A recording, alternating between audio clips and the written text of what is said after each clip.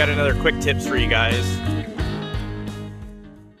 I just picked this thing up. I've been wanting to get one. I have plenty of core tools, but this one has a little cubby in it, so you can keep a couple extra valve cores in case you lose one or damage one while airing down. It's got just enough room for 2 cores and 1 cap. And the cap is actually what I wanted to do this video about. I like to run metal caps, nothing special, just because they have a rubber seal inside, and in case you lose your core, this one's actually plastic with chrome, but same idea. If you lose your core, this will seal and it'll get you home. I'm not recommending that you pull your cores out and run down the highway at 80 miles an hour and 60 PSI or whatever, but you know, as a last ditch effort, it will get you home. And then just wanted to show the gauge that I use. It's very simple, made by Longacre, 0 to 30. It glows in the dark. That was something I found years ago, and I really like it because we do some night runs, and sometimes holding a flashlight on your shoulder or whatever is kind of a pain. And this thing, if you pull it out of your door pocket or your center console or whatever, hold it in front of the headlight for just a few seconds and it'll glow super bright, and you can air down and see what pressure you're at. So I think that's it for now.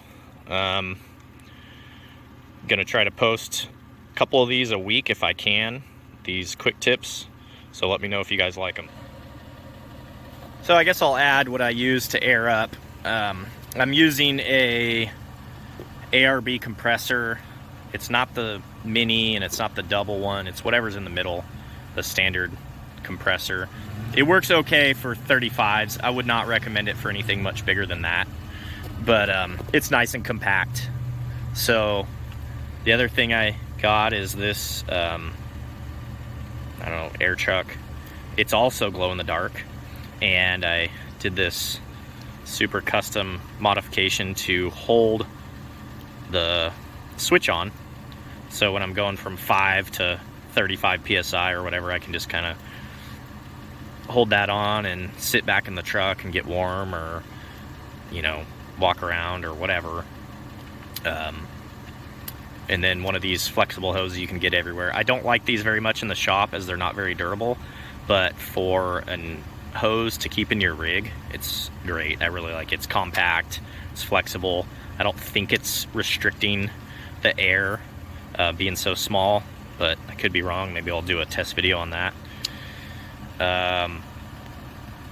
There are some companies making multi-tire air up kits. I don't know that my compressor is big enough to take advantage of that, although it would be kind of nice to just set it and then sit in the cab and eat some snacks, and does all 4 all at once, especially when it's snowing or windy or whatever. But for now, this works. It's pretty versatile. I use it at home too. I think that was an Amazon special also. I'm sure you can get something like this anywhere, but I like analog gauges.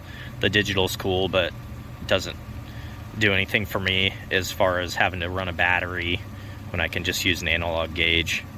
I will say, as I'm sitting here, I remember this gauge is inaccurate. So it's actually reads low. I think if I get up higher in the pressure, like on my tow rig, if I get to 70 on here and I check it with another gauge that I know is more accurate, it'll read 80. So I don't know, 3.5 out of 5 stars on this thing. It works well, but it's not super accurate. So I guess I kind of forgot about it because I always compensate for it.